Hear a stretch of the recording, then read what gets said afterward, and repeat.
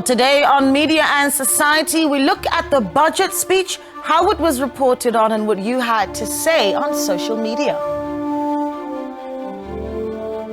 We're increasing allocation to key frontline departments above existing baseline, moving towards a change in the composition of spending from consumption to investment, maintaining a large social security safety net while striving for sustainable levels of debt. This is not an austerity budget. It is a budget that makes tough trade-offs in the interest of the country's short and long-term prosperity. Well, hello and welcome to Media and Society. I'm your host, Naledi Moleo, and this is, of course, the show where we look at the intersection between the media and society. And, of course, this show is not complete without your input, so we're always keen to hear your thoughts. Give us a call, 011-714-0661 or 0662, or tweet us using the hashtag SABC Media and Society, or send us a tweet at SABC_MNS.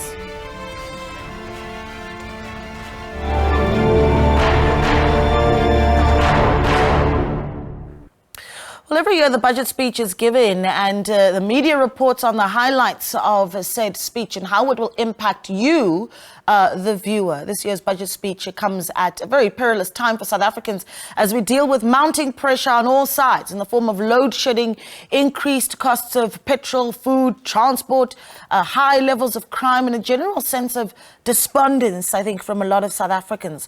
Well, over the past few days, the numbers have been discussed and at nausea, really, by all media. But this Sunday, we really thought we should also weigh in on this very important discussion. Obviously, as Media and Society, we want to talk a little bit about how the media brought you the story of what's happening with our economy, how the media was able to explain to you as well what the finance minister delivered to the nation in that budget speech. And for that, we're joined on the line by Glorious Fako Musi, who is a SABC economics reporter. Glorious, good morning to you. Thank you so much for joining us.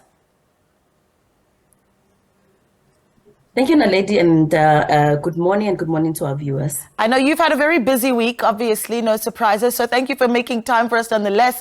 We're also joined in studio by Portia Mvubu, who is head of digital at Orange Inc. Portia, good morning to you. Good morning to you and your listeners.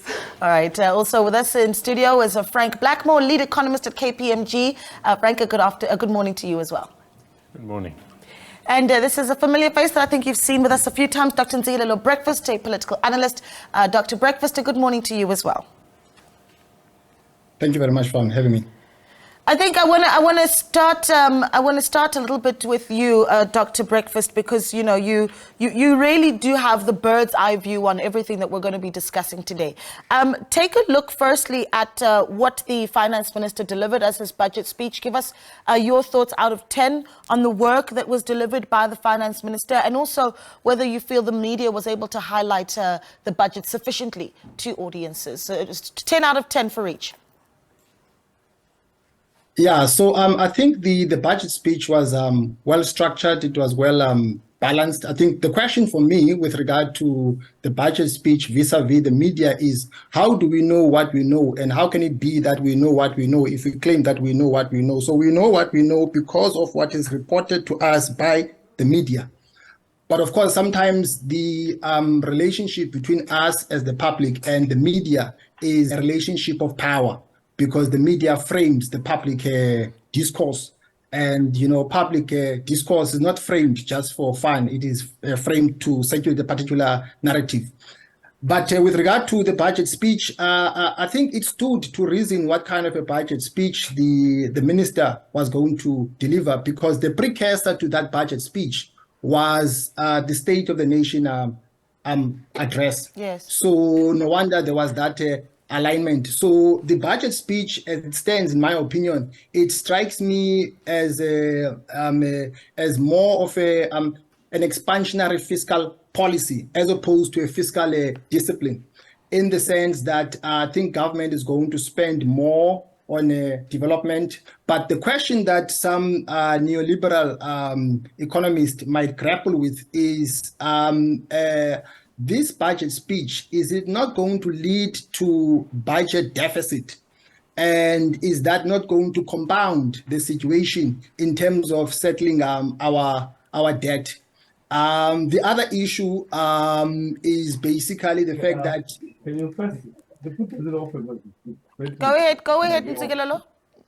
yes, the other issue is that there is an element of neoliberalism in the sense that if you look at the triple P model, which is public-private partnership, it is inspired by marketization, because in my opinion, we cannot be simplistic when we're examining that arrangement and only look at the private sector bringing the skills. I think the real political question is who stands a chance to benefit out of that. But on the whole, I think the budget was fair and square. Yeah, well, let's bring in Gloria Sefako on this one, because as I said, you've had a very busy week looking and analysing what the budget brought to us, but also really looking closely at what South Africans had to say and how South Africans responded to the budget. Key takeouts for you?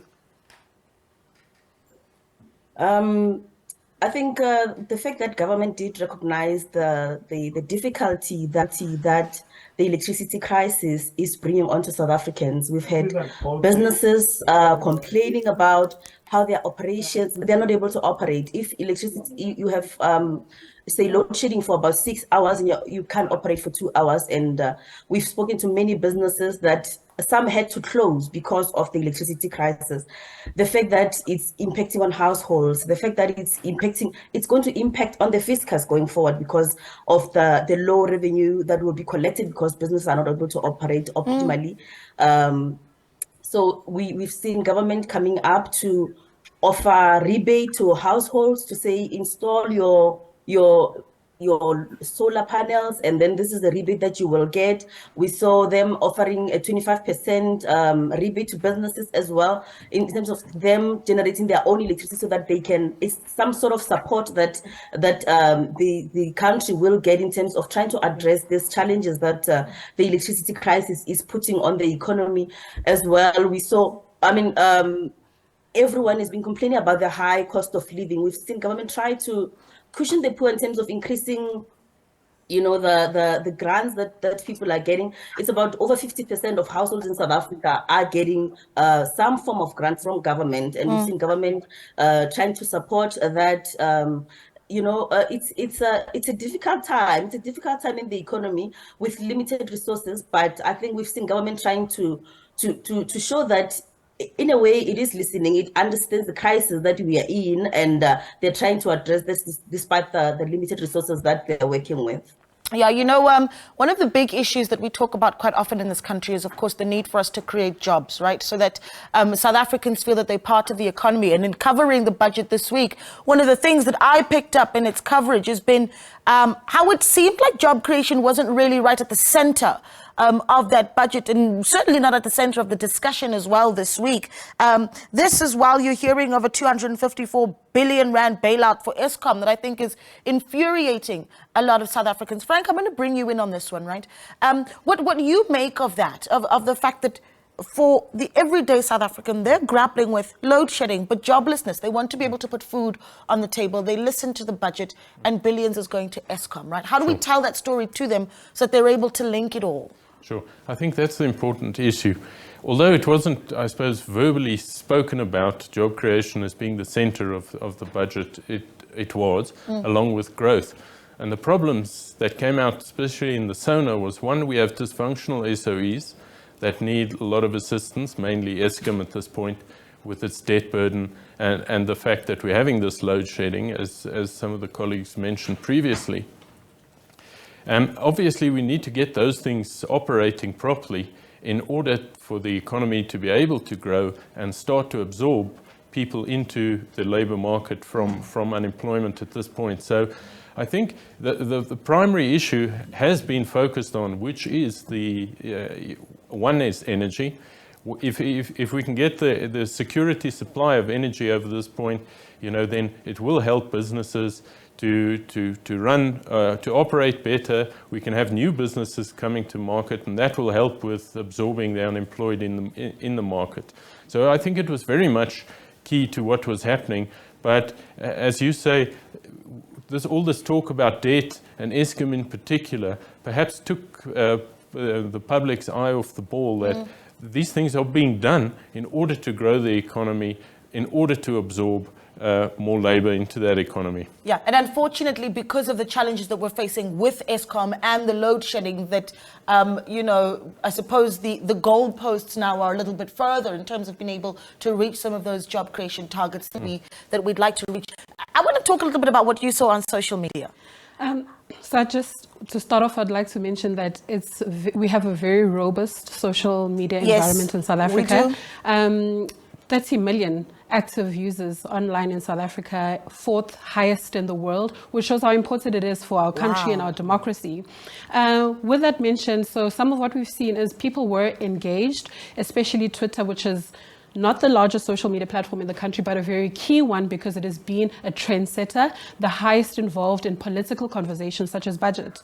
So what we've seen through social listening is that, in fact, what some of my colleagues here have mentioned is energy was a big problem.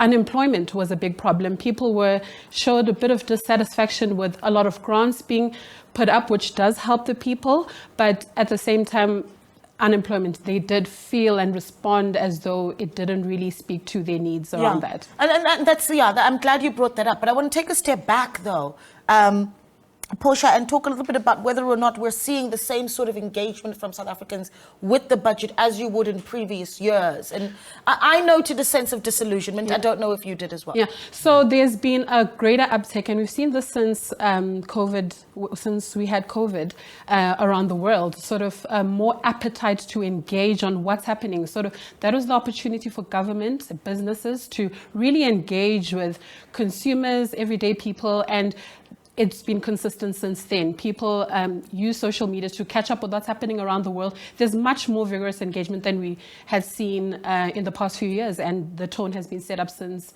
COVID. Yeah, that's interesting. Glorious, I'm going to bring you in here if you've noticed that same sort of trend where Portia is essentially saying, well, since COVID, it might have to do perhaps with the family meetings that we all came out of, and then the 500 billion rand, COVID relief funds that South Africans certainly started to become interested in really what's going on with the balance sheet. Have you noticed that as well, Glorious?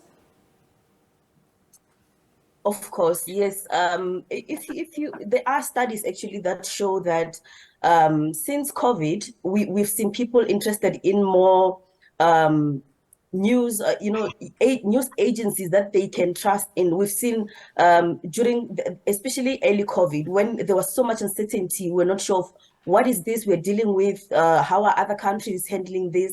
We saw actually when say the readership of mainly say newspapers that you have to go out and get a copy, we saw that their sales went down. People were not able to get out and buy newspapers, but with say broadcast houses, news actually moved online. People are more involved in what is happening. They're interested to know what is happening. And with South Africa, with the way people, the kind of trust deficit that people have in government, given what we've had in the state capture inquiry, people are now, they want to know what is happening to our finances. People realize that government is operating with our money. We are taxpayers. This is, they need to answer to us as to what is happening. So people get involved in those kind of issues to want to understand, okay, so if they say this is going to Eskom, what does this exactly mean? People are more interested in getting that information.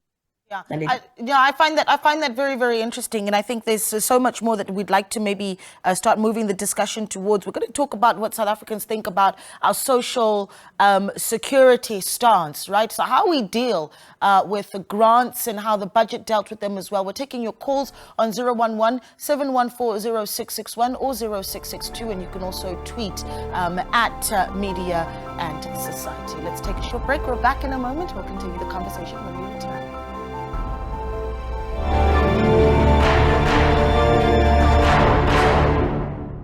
Welcome back to Media and Society. So the grant system has been a lifeline for many South Africans as poverty and unemployment continues to batter so many of our households. Now, this segment, we start to break apart the speech and zoom in on the grant increases.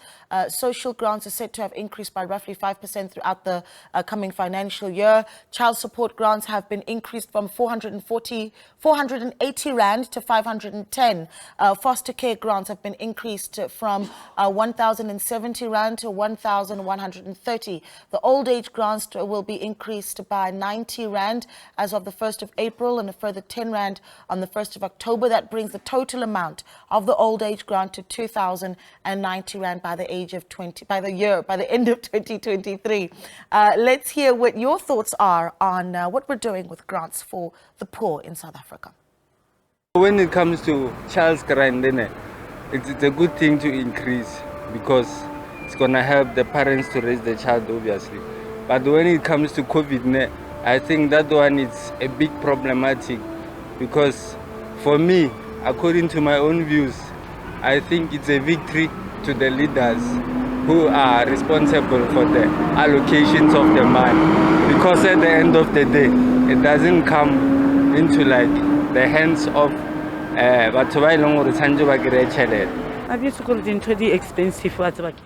Things are expensive. The social grant only gets you the basics. Kids go to school and they need clothes. When winter comes and you are not working, what do you do? I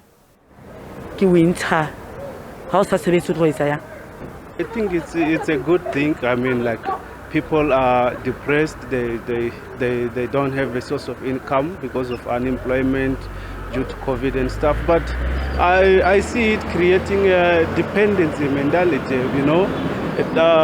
When people are given something to do, like, I mean, general things, if people got the land, they can plant spinach, sell to people. There's lack of food. Look at the price of cooking oil. If people are given something to do, they can plant sunflowers, for example, and then thereby reducing the price of cooking oil. I think by so doing, then we are creating something than making people to depend on the government. It's good that they have made an initiative to increase the prices for a grant, but I still don't believe that it's enough. It's still too little. It would never be enough, especially for single parents out there living with kids. I don't think it will make any difference. I'm a disability grant recipient. I'm happy with the fact that it has been increased by 80 rand. At least it's something, it cushions me and those that are receiving it from inflation. Those are the views of South Africans on the grants, I suppose the increase to grants that we saw announced by the Finance Minister in his budget speech. And then, of course, we also heard in that speech that there would be an extension of the SRD. We know that to be our 350s, right? We're going to talk a little bit about whether we can afford it. Is this what we should be doing? And your views on it as well, but also how the media really covers that and all of that for us. But let's take calls. 011-714-0661. Jabu's on the line in Pretoria. Jabu, good morning to you. Morning, ma'am. How are you? I'm well, sir. Thanks for calling. What are your thoughts? I just want to thank, first of all, for the media because they're letting us know what's going on at all the time. Thank you very much for that. Because we are now aware of what is going on. But now, the problem is here. When the minister addressed the budget speech, the budget speech is talking about the solar panel because of the load shedding. So my question, this solar panel, are we going to benefit as the citizens of the South Africa in the township because we are living in the shade? So now then, how are we going to benefit from that solar panel? Because I don't think we're going to benefit from that. And two, now the petrol is going up all the time, and then everything in the shops are going up, and then our problem. Someone is talking about it. Is there anyone from the government who's going to check in the shop how we because now at the maize we are living with the maize, but now the maize is getting expensive time and again, and how are we going to live? Yeah. And now the public transport is well. So this is the problem that we're facing with, and the unemployment because of I lost a job in 2016 up until today. We can't find a job, but now everything is going up. So then that's our problem in the township. Yeah, I can only imagine the frustration of looking for work since 2016, Jabu. Thank you so much for calling. And I think I'm going to bank that question because later on in the discussion, we're going to go into Eskom and the energy issue. So I'm going to bank that question. I'm not going to forget the points that you've raised. I'm going to raise them a little bit later on, Jabu. But thanks for calling.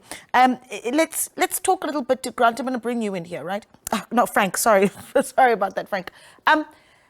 So you've got the extension of the SRD. You've got increases to grants really across the board. And then you hear someone there as we went out into the streets to get opinions, someone say, well, we're creating a dependency state. Sure. Can we afford the social security that we're spending? I think we need the social security. If I can take a step back and say how we get here. On democracy, we obviously had a large portion of society who needed to be supported by a social wage.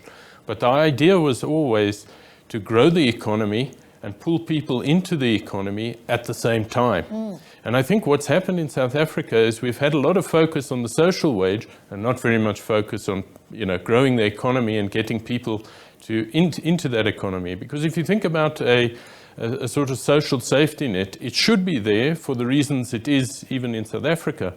But in an opposite way to what the current government sees, the more people on the grant system they see as an achievement, where actually it should be the fewer. Because the rest of us should be taking part in economic activity, doing what we want to do instead of just applying for a grant, which puts us in a corner irrespective of how much that grant is worth. So that's the first point.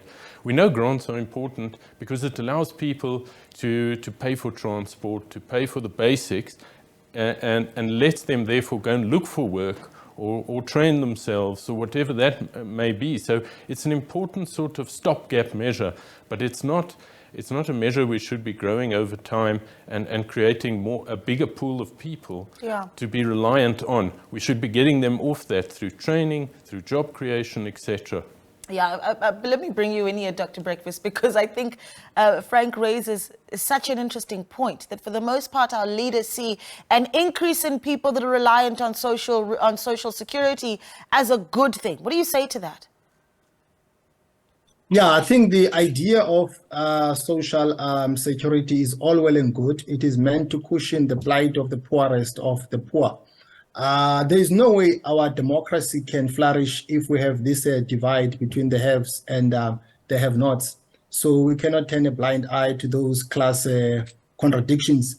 But at the same time, I think the idea of social security is a tactical response to poverty, unemployment, and inequality.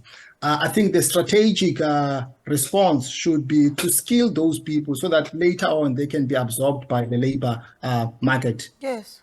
Yeah, and that's what's most important, is that we get them involved in the economy. Glorious, let me bring you in here, because I think that what we do is that as the media, you and I understand this, we come and we announce, like we just did now, the increases to grants, right?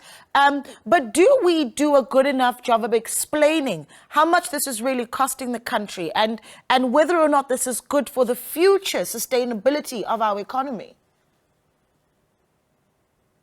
Absolutely. I think that, we do explain that, people would like for government to do more, but there are limited resources, as I've said. And I think, especially with the environment that we're in, we're facing a situation where the economy is unable to create jobs. And the tax base is really low because of the challenges that we're facing.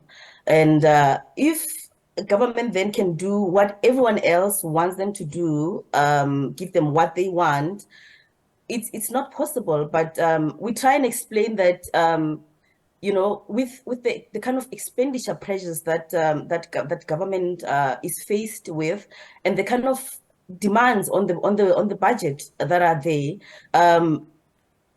This is what has happened. This is what government has decided to do.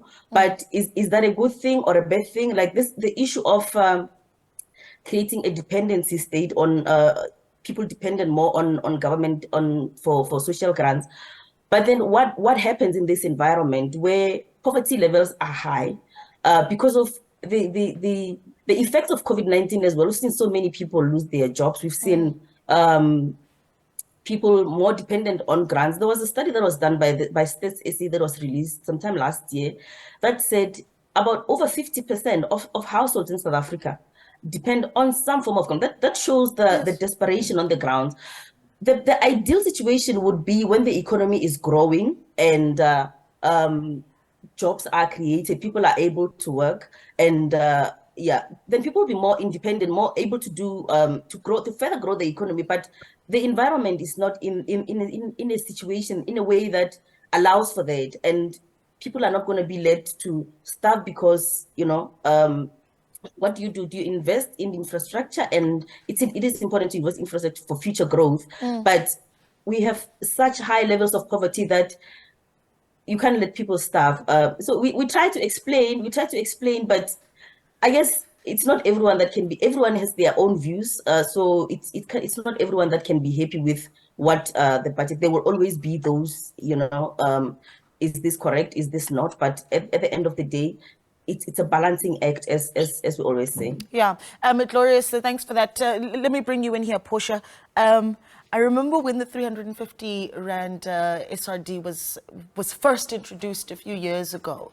Social media was quite a buzz. I mean, young South Africans, for one, really know how to express themselves.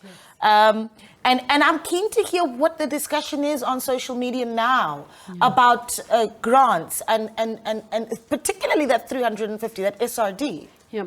So to understand, we need to understand what the responses are. We first need to understand who the respondents are. Yes. So majority of social media users in the country is the 29% is between the age of 24 to 35 to 34, sorry, and then followed by what we call digital natives, which are the group from 18 up until 24, and then the next would be the 35 until 44. So that's the work age group of people, right? And with those people receiving, there's a lot of frustration in social media. So there's a group which we could summarize and say it is what it is. They feel they should be getting more. They feel it's not enough. The cost of living has gone up. It's not enough. But then mostly what we're seeing, and the majority of people are saying, well, we don't want to depend on grants. We want opportunities. We want to participate in the economy. We want jobs. Yeah, but are there the lighter conversations? Let's be honest, because we're talking about the generations as well that are quite young. I mean, I've certainly seen people make light of that 350 and talk about how much fun they're having with it, right? And let's be honest about the narratives that are also going out on social media. Definitely, and we do see that. I think just before, let's say by February last year, we saw a lot of people making jokes about how they party with that money. Some talking about how it really helps their households because it makes a difference, right? If you have 4 members in a household, it accumulates, and that's the majority of South Africans that are unemployed. And if you're talking, like my colleague mentioned, that half of the population of South Africa depends on grants, so it does make a difference. Some people sort of didn't know what to do with it. It came in a time where we didn't expect it, so there was a lot of finding our ground with this reality of the grants, right? But it has changed. The conversations have dramatically changed. People are realizing that it is not sustainable. They are realizing the sort of dependency that my colleagues referred to, but also people want opportunities. They do want jobs. Yeah, and then of course there are the stories of where we have seen, I mean, there's some inspirational stories that we've seen of young people that have taken that 350 Rand, saved it over a few months and then built quite a business out of it as well. And I think those are some of the stories as well that on social media we certainly have seen being celebrated. I think just as we wrap up this discussion around grants, Frank, let me bring you in again. I'm about to call you Grant again because we're talking grants. So talk to me about how we start to break the cycle, right? Because at some point, we need to bring an end to the SRD. At some point. Yeah. How do we get there? Right. So I think what the focus is of this budget, if it's implemented properly into the infrastructure, and we know that the focus of both the SONA and the budget was hugely on infrastructure. I mean, I think the budget mentions 903 billion extra over the medium term, most of that on SOEs, getting them functioning again. That will help the next elements of the supply chain, which are, your businesses moving goods, let's say using Sanrail, using the ports, using the energy that would hopefully be available at some point. And that creates opportunities in the market, and those opportunities will then absorb, hopefully, some of this labor. It also, in absorbing more labor into the labor market, you're also creating extra revenue, right? Because those people who are now earning money, doing what they want to do, are paying taxes with that money. And that's therefore, it's sort of a positive cycle that's created by creating more jobs in the environment, and that will help us eventually to minimize the amount we're paying out in grants. Yeah, I think, Dr. Breakfast, I want to bring you in here because there's a question that I think we're running away from, particularly around grants. The fact that 2024 is coming is a big talking point. We need to touch on that. You certainly have heard many South Africans, whether it be on social media or even in our homes, our mothers or Koko saying, well, we vote for a certain political party because we want our grants. How do you respond to Mama who says that? Well, that is a long-standing argument, that some people continue voting for the ANC because they are scared that if the ANC is dislodged from the helm of power, there won't be grants anymore. But you must remember, government come and government go. The ANC is just a political party that is administering the works of the state. So I don't think that people should be scared if the ANC is dislodged from the helm of power. There won't be grants anymore. Okay, that's. Do you agree with that, Frank? Yeah, I think so. Yeah. I think that it would be ludicrous to stop the grants, given the fact that they do obviously have an important role to play, as we've mentioned earlier. But I think governments that focus more on getting things done and creating a bigger pie, so to speak, for all of us to share in, I think that's going to be important in our future. Yeah, well, we're going to take more calls, 011-714-0661, as we unpack the budget speech and also how it is communicated to you and brought to you over the past week. Give us a call again, that number 011-714-0661. When we come back, we're going to talk all things power. Stay with us.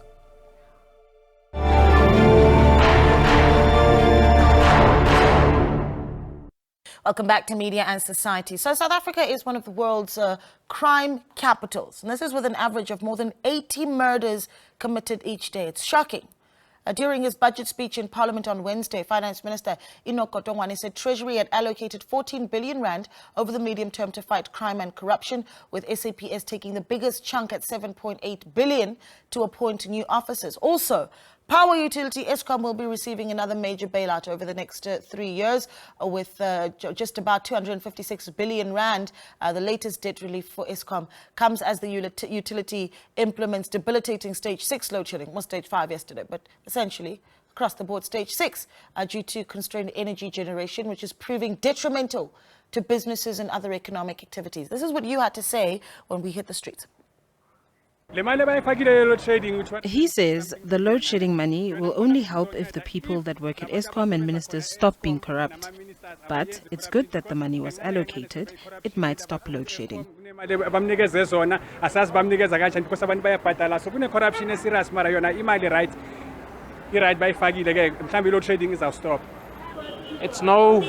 It's no lie that there is criminals within the police structure. Bad cops, cops that uses their authority for their own personal gain. So what matters is how that money gets used, and who's using it, and in which way does it get used. Abantu from politics, they don't really care about people and load shedding.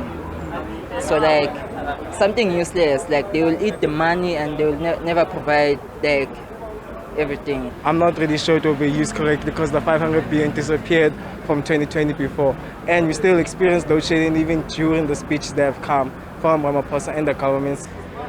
Load shedding is an affliction that I believe is caused by the government to suppress the people. I don't believe there's a real issue with the government. with electricity rather. It's the government trying to tell the population, you do what we want you to do. For now, I still think it's the same thing. The powers of the money are in the higher people, you know.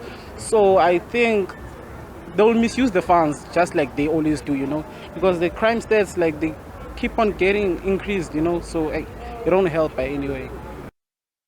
In its attempt to solve Eskom's debt and electricity supply crisis, the troubled power utility will get relief amounting to 254 billion rand over the next 3 years. Eskom's debt currently stands at 423 billion rand. Government guarantees 350 billion rand of this debt.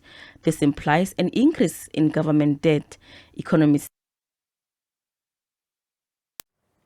Yeah, interesting views from South Africans, right, around how we're dealing with crime and also the load shedding crisis. We're taking calls at 0117140661. Lucky's on the line in Mabato. Is it in Mabato? Lucky, good morning to you. Morning, how are you? I'm well, how are you? I'm fine, ma'am. Yeah. Me, it's just 2 to 3 comments regarding the budget speech on the issue of Eskom. My problem is that this money that has been allocated to Eskom, the minister didn't indicate where will it come from. Or perhaps will it come from the pension fund of the government employees or wherever. And at the same time, the question that I'm asking myself is Eskom problem, is it money or is it the people who are working there who are supposed to do right things? And they're not guaranteed that that money will serve the people that it was intended for. And then on the other hand, the media itself doesn't ask this question in terms of like the public servants whom didn't get the increase. Yeah, their pay progression and the increase, and then nothing is being said about that. So I feel that the media, at some point, they don't dig deep and ask relevant questions. Okay, Lucky. Thank you so much for holding us accountable. We appreciate it. Miriam is on the line in Eastern Cape. Miriam, good morning. Morning, my name is Miriam Grootboom. Thanks for calling, Miriam. Okay. Then the reason why I'm calling, I'm looking at something here on TV at the media society.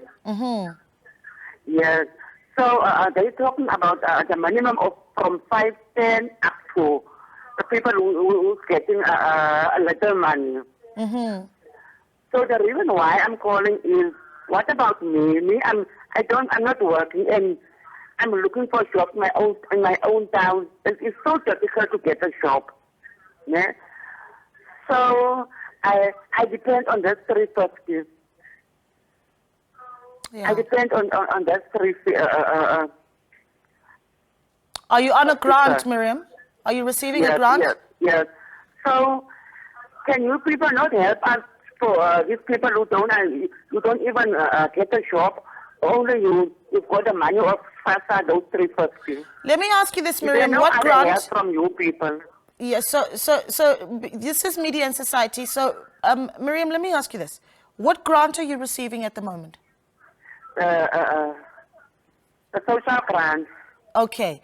And what do you make? I mean, are you happy that, so you're receiving the 350 rand, is that what you're getting? Come again? How much are you getting every month? Is it 350 rand? The only 350 I'm getting, and I'm living from hand out. Yeah, Miriam, thank you so much for calling. It's a sad situation. It's a woman who says she struggled to find work in her own community, and that 350 rand is the only thing that she has to hold on to. But what happens when that SRD is discontinued? What happens to people like Miriam? But let's talk more now about the next part of the discussion. This, of course, is around electricity, and also just how we deal with crime and corruption in the country. I think, Glorious, I want to start a little bit with you here and say, for South Africans, we want to hear that the lights will stay on and that we're dealing with crime and corruption. In your view, having looked at also what came out of the budget and the conversations that are being had in the country, are we getting any closer to getting those answers for South Africans in that budget? I think what I can say is there is a move towards addressing the problems. There's a recognition that there's a problem. That's why we're seeing especially with the crime, we're seeing police, there's an employment of more police officers on the ground. I think it was 10,000 in the past financial year, and this year there's an expectation of, over the medium term, about 15,000 police officers will be employed. Hopefully that will address the crime issue. There's also there was an announcement. The minister actually said in his speech that they recognize that crime deters investment. It also, especially a sector like tourism, if you have like attacks on tourists in the country, that affects tourism in the country, that affects income of those businesses. And there's also, I can say with the electricity issue as well, there's a recognition that this is a problem. Whether it will be addressed optimally over the next, say, 18 months or so, it's another issue.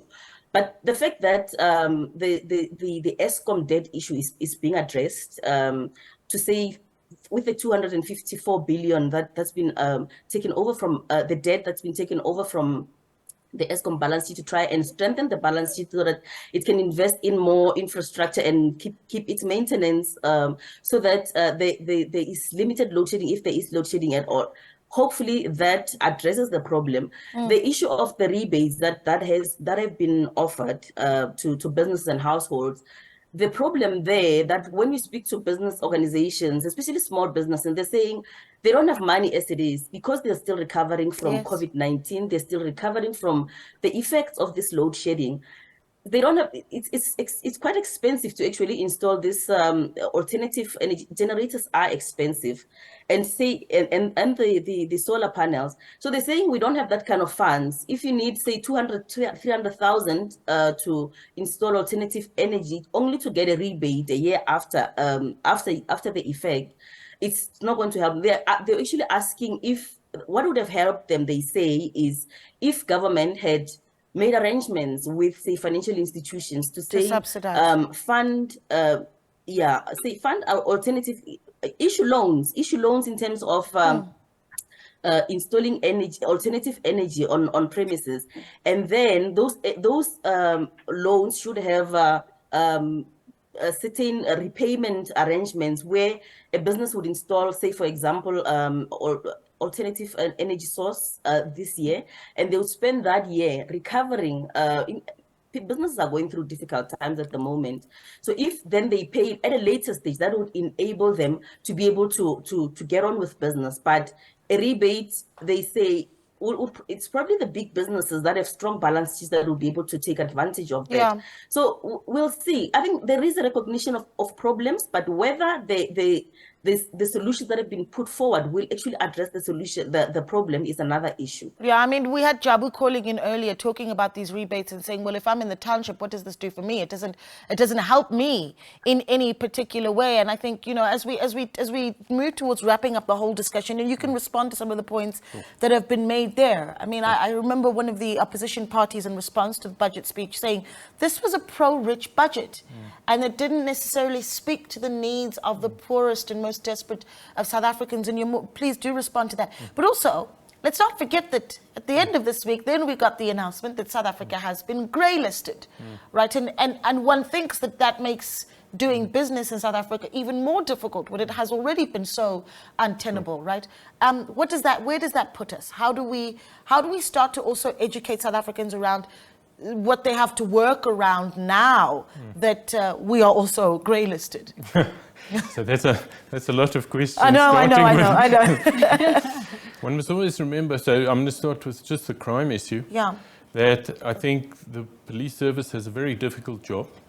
And there are two elements to, I guess, good policing. One, you need people who are people persons, right? Because you're always dealing with the public, and you're not dealing generally with the sort of congenial public. You're always dealing with people who are somewhat upset, if not angry. Okay, so that takes a special skill. And then the training of those police to deal with these difficult situations, because we've seen where there have been occasions where the police have perhaps not responded as we would have liked, then it always comes down to that training issue, and people sort of speak about the training issue. So I hope that money will be spent both on additional officers, but also to give them the training they need to be able to cope in what is quite a difficult environment for them. On the energy issue, you know, if you want to stop, we only have so much supply of energy.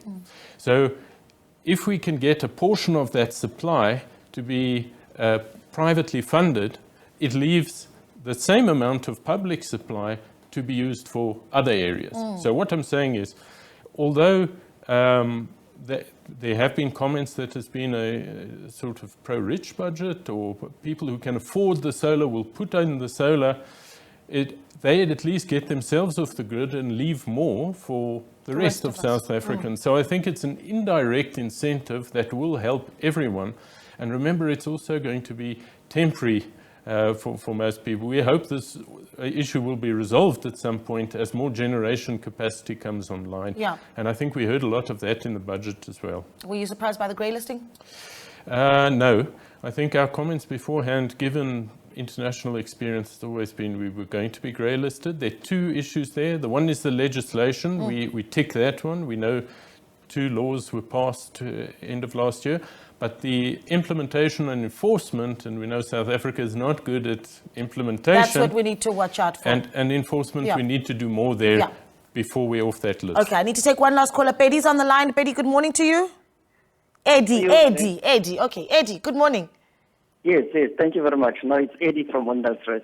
No, I'm saying this is a good budget, and what I want to raise is about what SARS did, and we need to applaud the leadership at SARS, because they collected more than what was expected. But the big question will be, what do we do with such a surplus? Because really, the president must make sure that whether in 10 years or say 5 years, the debt that we have, it needs to be reduced so that we don't overburden the coming generation.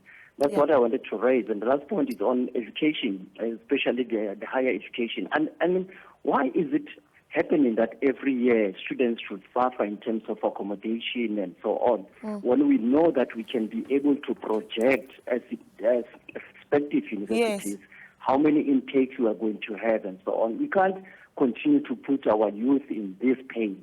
Yeah, and we do this now every year. It is very concerning. Eddie in Oudtshoorn, thank you so much for calling, Eddie. Portia, before I let you go, we're about to wrap it up. Quickly, what you want to say to social media users around how we engage with the budget, right? And I'm talking about the power that we have with our phones to hold our leaders accountable.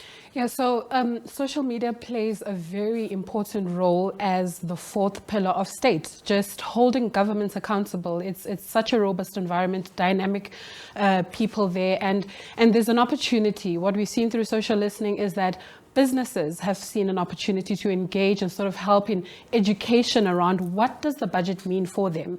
We've also seen questions being raised by the public, the media as well, playing a key educational role. So it's a growing environment. We are finding our feet with the environment, but we're growing in the right direction. People are asking the right questions. They have access to the government officials on these social platforms, and we've seen them respond to some of the questions and queries that the citizens have, and so that is great for our democracy. Yeah, I mean, it is quite a time to be alive when you're able to see an ordinary South African who can pick up their phone and at a minister and say, you're not doing a good enough job, and actually speak directly to them. It's a very interesting time. Dr. Breakfast, then, as a political analyst, I think just to round everything up then and say, well, we do have the media, the likes of Gloria Sefako, who are out there trying to explain to South Africans what is really going on with our economy. You've got the economists that are really doing the crunching and the forecasting of what things are going to look like, and the likes of Portia keeping a close eye on what South Africans are saying about the state of our economy. What's your message to political leaders, particularly around the link? And I'm talking about how South Africans link economy and politics. South Africans. Yeah, so I do agree by and large with my colleagues that effective therapy can only occur when there's a proper diagnosis. So it's good that there is an appreciation of what the problem is, but at the same time, I don't think that we can solve our problems by throwing money around. I think we need a professional bureaucracy. People must be appointed on merit. to get the job done. And I think the upcoming general elections are going to be very interesting, Naledi, because I think people have had enough of power outages. Yeah, let's leave it there. Dr. Breakfast, an absolute pleasure speaking to you. He is a political analyst and his name is Dr. Ntsikelelo Breakfast. Also, thanks as well to Portia Mvubu, who is head of digital at Orange Inc. Thanks so much to Frank Blackmore, lead economist at KPMG, as well as our very own Gloria Sapako Musi, who is an SABC economics reporter, speaking to us on this beautiful Sunday morning. Thank you so much for spending time with us. Enjoy the rest of your Sunday. We'll catch up again next week.